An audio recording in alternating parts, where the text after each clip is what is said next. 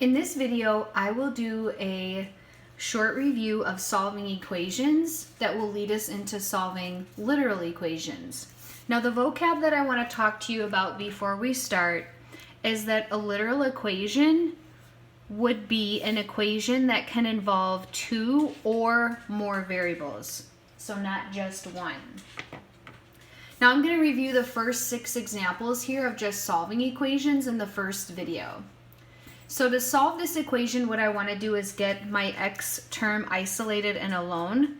So I'm going to do an inverse operation of adding 2 on both sides to solve for x.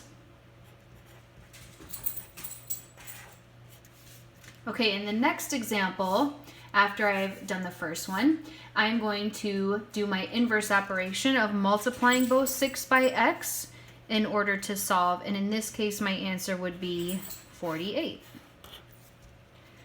In this third example here, it would be quickest to multiply by the reciprocal of the coefficient that's in front of the variable, and so I'm going to multiply by 5/3 on both sides of my equation. Now on the left side I will have x, and to get my answer I'm going to take the number 12 times the number 5, get an answer, and then divide by 3. And 20 would be my solution. In this example over here, what I'm going to do is isolate the x term, sort of like what I did up here in this example, but this time I'm going to subtract 6 on both sides. But now I don't just have x, I have 3x, and that is equal to negative 24. Now when I divide by 3 on both sides, my answer will be negative 8. In the next equation, I'm going to start by isolating the 5x term by adding 3 to both sides. And now I would have 5x is equal to 15. And if I divide both sides by 5,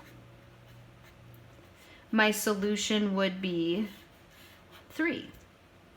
In the last example here for this video, if I isolate the x term, I'm isolating the fraction term. So I'm going to subtract 15 on both sides. Now I will have x divided by 6 is equal to negative 36. And now what I want to do to undo the divide by 6 is multiply both sides, multiply both sides of my equation by 6.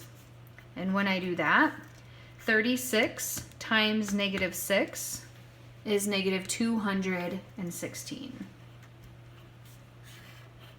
Go to the next video for the next 6 examples.